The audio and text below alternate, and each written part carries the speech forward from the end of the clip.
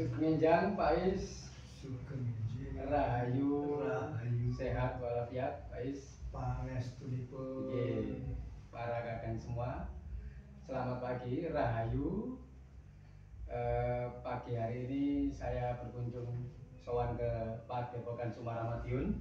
Seperti biasa, rutinitas setiap bulan. Pada kesempatan ini ingin berdialog mengenai pikiran, hati, dan batin, Pak Is. Kalau di Sumarah itu kan ada tuntunan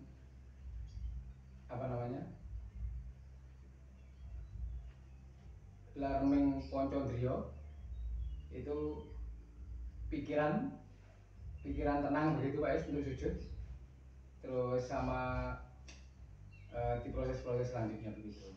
Nah, untuk menjelaskan itu supaya para kadang semua juga bisa memahami, saya ingin menanyakan mengenai proses pikiran, perbedaannya dengan hati dan batin itu bagaimana? Gitu. Ya, jadi pikiran itu adalah alat kita untuk satu, menangkap data-data yang dikirimkan dari panca indera, dari mata, dari telinga, dari buku-buku, dari alam semesta dan sebagainya. Kemudian alat untuk mengenali data tadi. Mengenali data, ya, apakah ini gelas, apakah ini meja, apakah ini kursi dan sebagainya. Kemudian mengenali siapa yang kita temui. Kemudian ketiga, menganalisa gelas ini utuh atau sedikit kotor atau bersih. Kalau sudah menganalisa, lalu menyimpulkan. Di proses menganalisa itu ada menilai, membandingkan gitu. Ya, menilai, membandingkan dengan yang lain. Mungkin ada gelas ini kotor, yang ini bersih, berarti ada proses pembandingan. Tapi kalau hanya satu kan hanya proses menganalisa saja gitu, dari pemahaman antara kotor dan bersih. Kemudian sesudah menganalisa lalu menyimpulkan kesimpulan. Itu apakah pikiran termasuk proses memahami? Termasuk proses memahami. Jadi proses memahami itu meliputi tadi, pertama menerima data, kemudian mengenali data, kemudian menganalisa data, kemudian menyimpulkan dari data-data yang sudah kita terima tadi. Itu adalah proses apa tadi? Proses memahami yang dilakukan oleh pikiran, salah satu proses dari pikiran. Jadi pikiran itu adalah alat. Ya, alat yang ada di mana Mas Rudi? Pikiran itu di kepala, gitu. Iya, betul. Pikiran itu ada di kepala. Katanya sains itu ada otak kecil yang khusus untuk kesenian, otak kanan, otak kiri. Kemudian otak kanan ya, otak kanan itu untuk kesenian ya. Kemudian otak kiri untuk analisa pemikiran, matematika yang matematis ya. Kemudian otak belakang itu untuk ESP, extra sensory perception, yaitu indera keenam. Itu otak kecil, jadi otaknya di kepala. Nah, kalau hati bagaimana? kalau hati itu adalah pribadi kita. Jadi bukan alat ya. Bukan alat. Bukan alat, tapi pribadi kita yang intinya hanya merasakan, tidak bisa menerangkan mengapa. Hati saya sedih, tiba-tiba sedih, tidak bisa mengatakan mengapa. Itu hati. Hati saya galau. Kenapa tiba-tiba kok tidak enak, tidak bisa menerangkan mengapa. Itu hati. Kemudian kalau para wanita sedang menstruasi, itu biasanya hatinya ingin marah saja. Itu bawaan. Itu katanya bawaan hormon. Saya tidak tahu, tidak marah-marah tanpa sebab. tidak apa itu, tidak mengalami. Ya. Itu kan tidak bisa menerangkan mengapanya ya. Hanya bisa menerangkan, oh ini nyedai tangga. Nah itu termasuk hati. Tapi di luar yang perempuan haid itu, kalau hati kita merasakan marah atau kecewa atau senang, bahkan itu kan ada penyebab dari logika pikiran yang menganalisis data tadi, Pak Is. Ya, kalau ada perasaan yang timbul tapi kita bisa menerangkan, bisa diterangkan mengapa. Ya. Karena tersinggung, karena gagal, dan sebagainya. Itu termasuk batin. Oh, itu termasuk di batin. Iya. Oh, nah ini yang bikin saya sering rancu atau salah memahami. Nah, antara fungsi hati dan batin ini bagaimana? Saya kan dulu sih berpikir batin sama hati itu sama. Ternyata berbeda. Berbeda. Jadi hati itu hanya melulu merasakan perasaan. Kalau batin itu areanya itu dari pikiran sampai juga hati. Oh, begitu nggih. Ya, jadi di dalam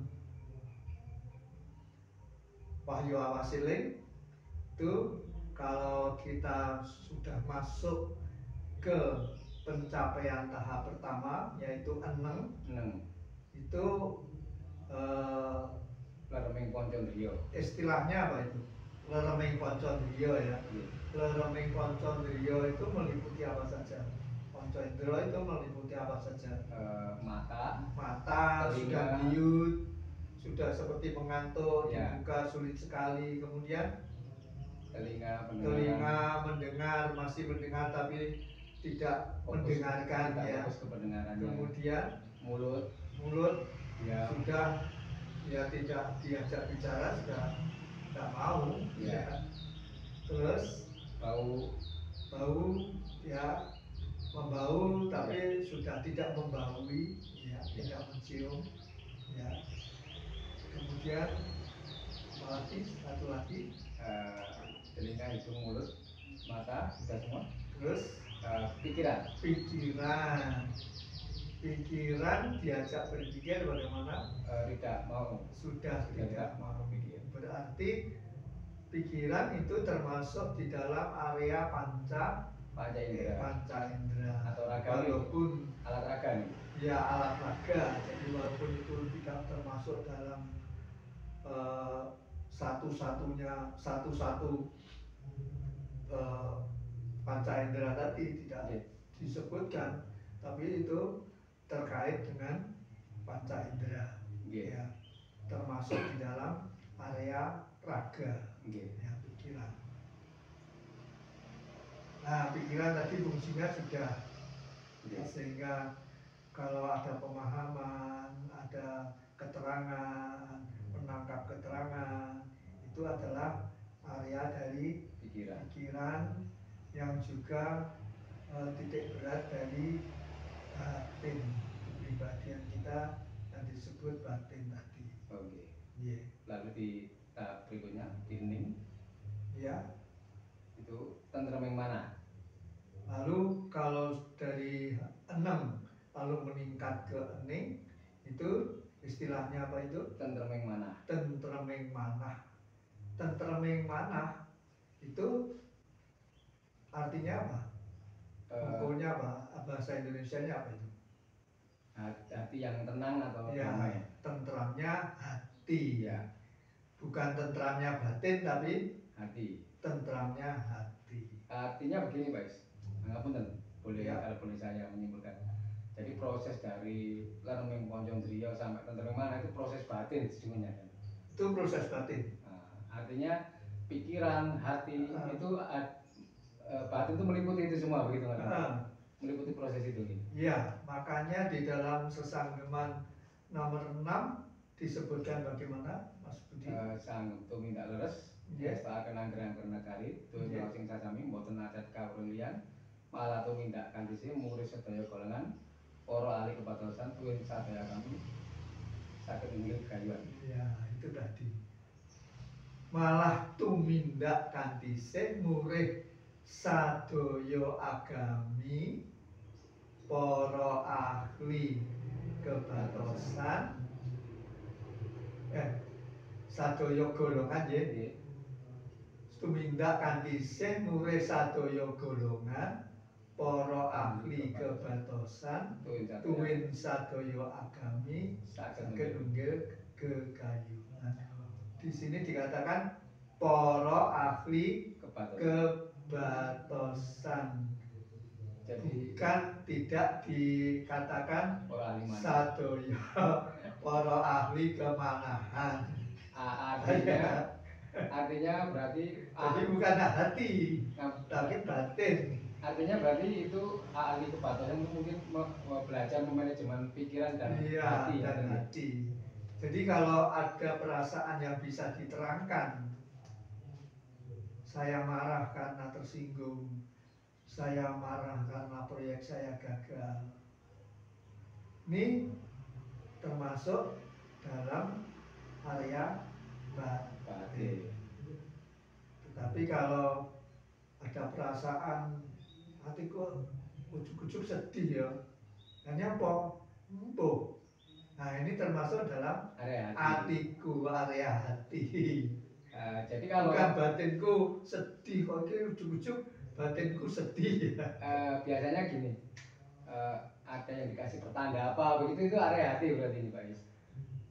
Pertanda apa? Misalkan tiba-tiba kok deg-deg ser itu gitu. Termasuk area batin. Area batin. Karena ada sesuatu yang ditangkap oleh panca indera. Oh gitu. Umpamanya bunyinya burung perenjak, ya, ada burung perenjak berbunyi.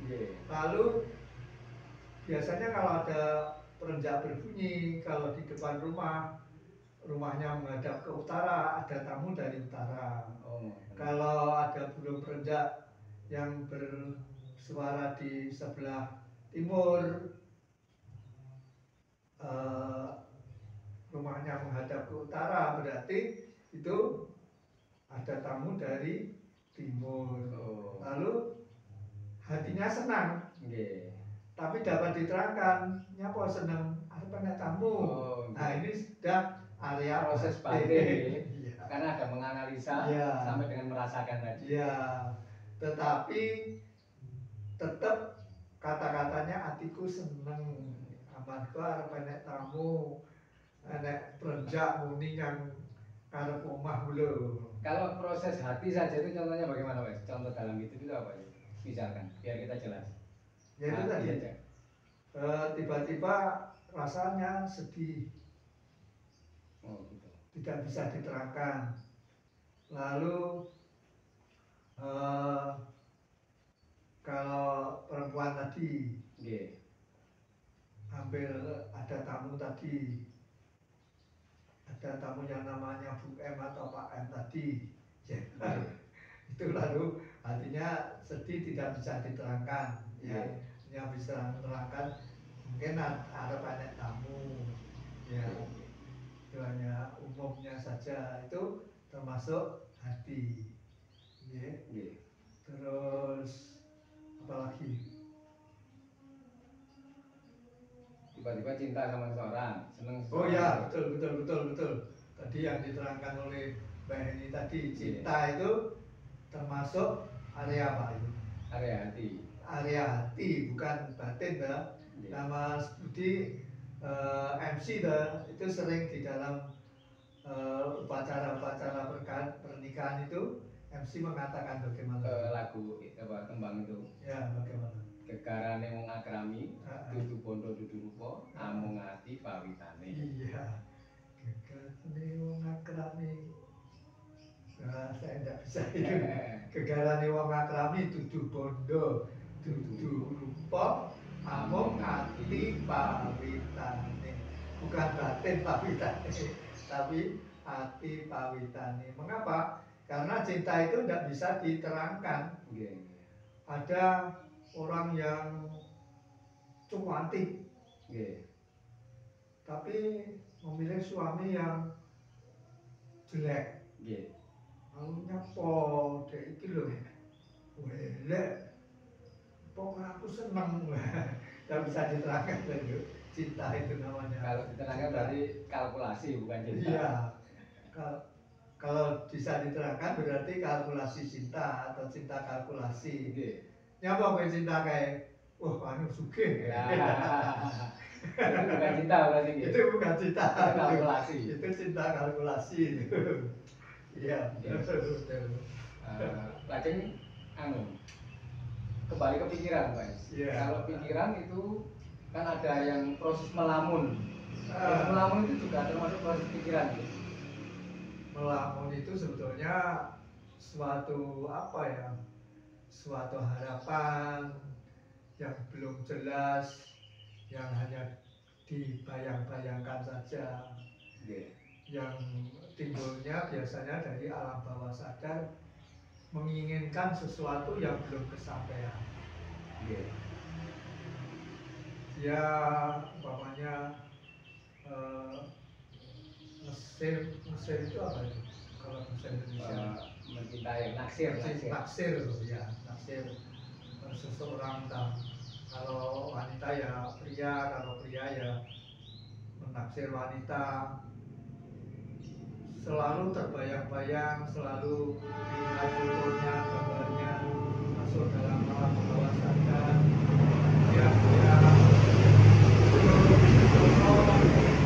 Lalu tiba-tiba dari alam bawah sadarnya itu muncul gambaran atau orang yang diharapkan menemani hidupnya tadi. Nah itu termasuk lamunan. Jadi kalau di dalam bahasa Jawa itu angen-angen. Ya. Kalau angen-angen itu bisa termasuk suatu apa ya? Suatu rencana bisa. Rencana itu bisa masuk angen-angen. Jadi dia angen-angenku ki aku arep nanduri pekarangan ngarep kayak Lombok. Ini rencana, Pak. Nah, itu tuku ini nyakono. Engko banyune itu tak goleke kuwi saka kran kono kuwi wae. Nah, ini angen-angen tapi ada rencana. Tapi kalau yang tadi naksir tiba-tiba muncul dari alam bawah sadar itu adalah melamun. Jadi bukan merencanakan tapi melamun. Jadi angen-angen itu ada yang lamunan, ada yang perencanaan. Ada yang mengharapkan anaknya ada di kota lain. Tak angen-angen kapan mulai. Nah itu ada unsur dari kerinduan, ya, dari kerinduan. Jadi ada unsur keinginan begitu di dalamnya. Dari kerinduan, dari keinginan. Kalau dalam spiritual kan biasanya seperti ini, Pak.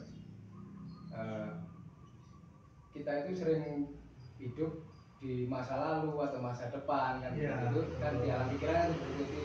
Jarang sekali menyadari di di saat ini atau sedang bernapas seperti ini. Iya, betul. Padahal di jalan hidup rohani Sumara kan kita diajarkan untuk terus ingat kepada Allah, Iya.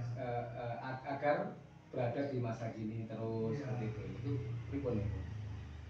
Kalau kita itu terobsesi masa depan, mengharapkan sesuatu yang lebih dari masa depan, itu bahayanya kita akan terjebak dengan cara-cara yang tidak baik yang disebut dengan menghalalkan segala cara.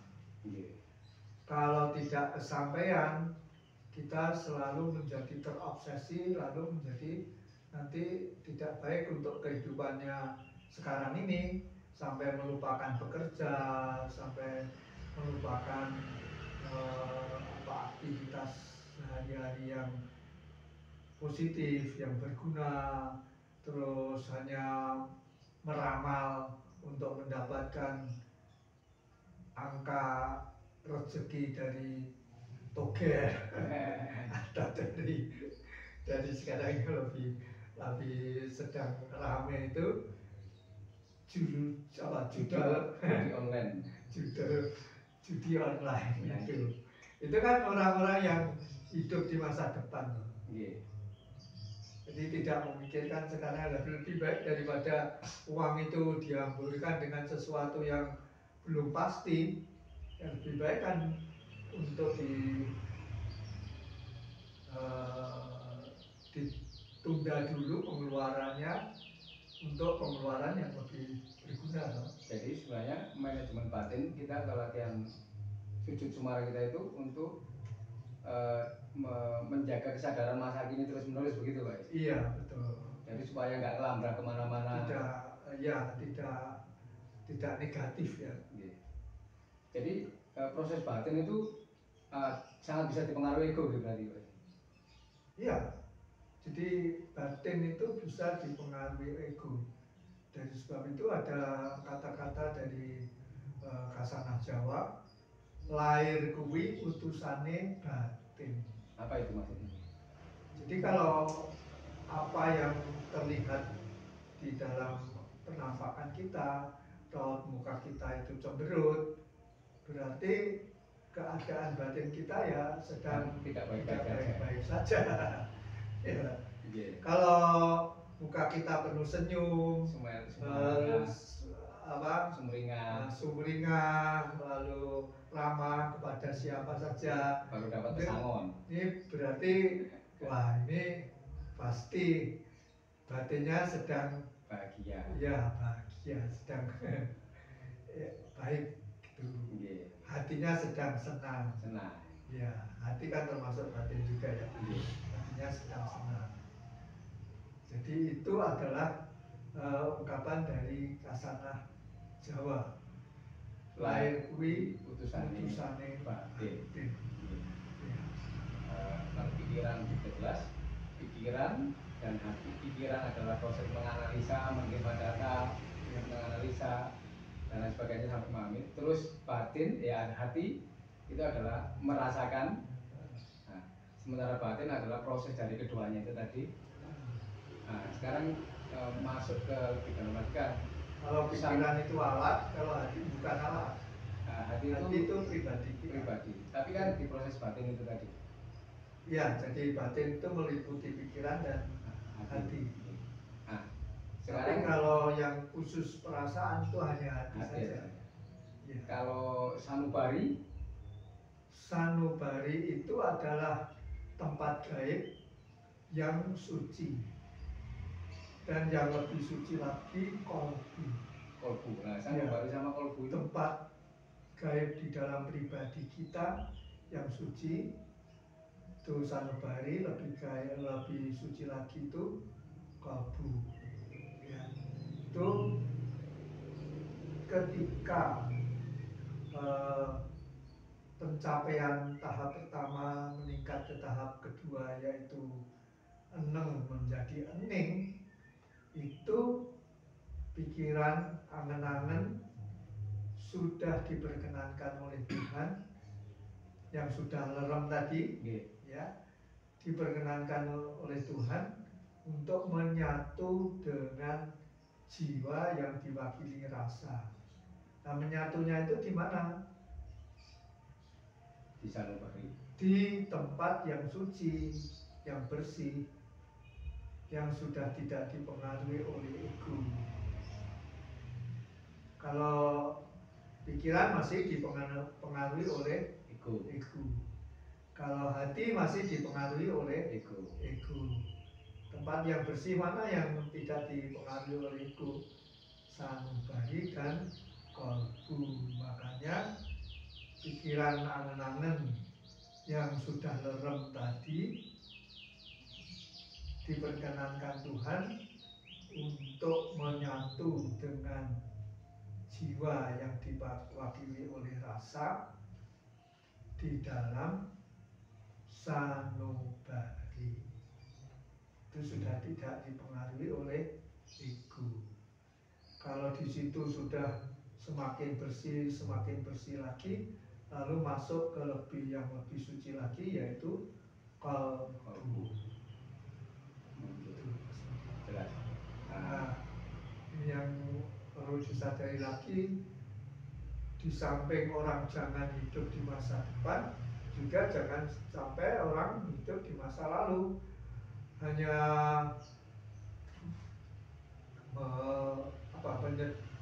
sedih karena kegagalan yang sudah dialami, lalu tidak mau bekerja, hanya memikirkan kegagalan yang sudah, menyesalkan kegagalan yang sudah terjadi, lalu hidupnya akan terbengkalai. Jadi jangan hidup di masa lalu, juga jangan hidup di masa depan, tapi hiduplah saat ini, detik ini, apa yang harus kamu lakukan. Itu yang diajarkan di Semarang. Di Semarang dan juga di komunitas-komunitas kerohanian lain. Kalau khususnya kalau Semarang itu dengan hidup rohani yang lain juga dengan cara sujud terus-menerus seperti itu, nggih. Ya, kalau di Semarang memang diarahkan untuk sujudnya terus-menerus. Ya. Sehingga selalu tersambung dengan tuntunan roh suci. Jadi ngapunten, hati, sanubari, kolbu itu letaknya di dalam dada, begitu Pak Is?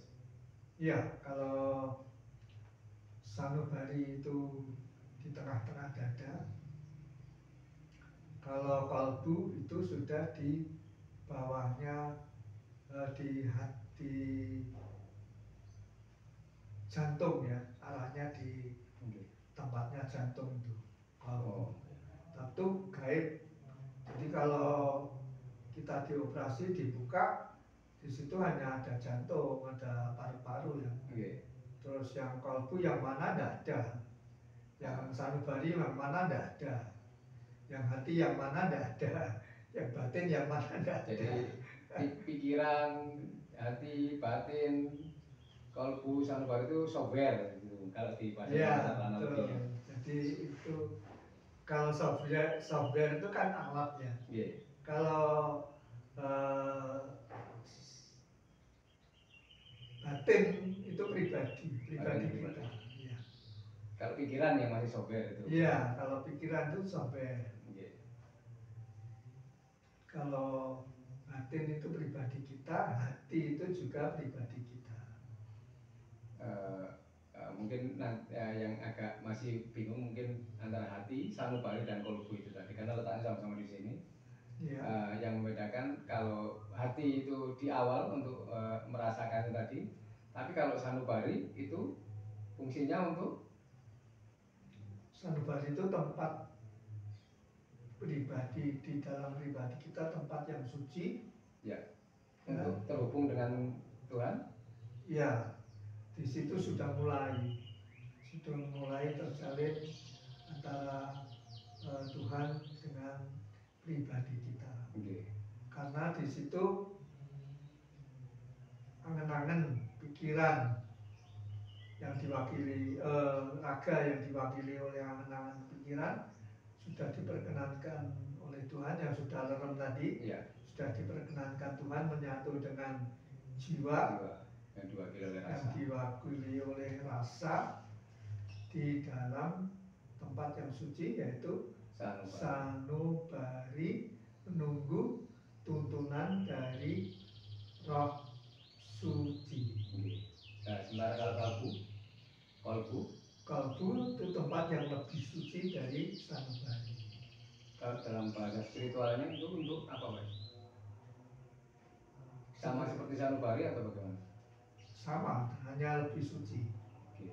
Iya, jadi itu tempat pelenggahan,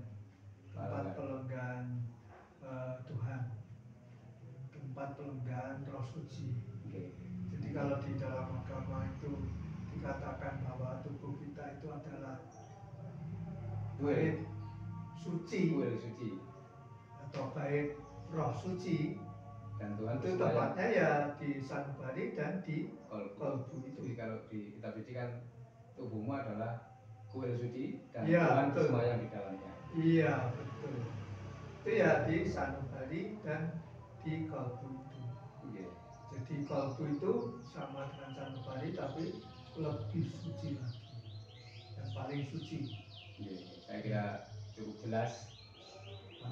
Mungkin nanti kalau kalbu di sanubari dan kalbu itu kalau sudah tahapan lebih lanjut lagi, karena yang kita bicarakan masih dasar di pikiran, hati dan batin itu lagi. Baik, terima kasih banyak. Semoga bermanfaat untuk kami semua yang masih belajar mengenai spiritual Semarang. Terima kasih, Pak Is. Rahayu.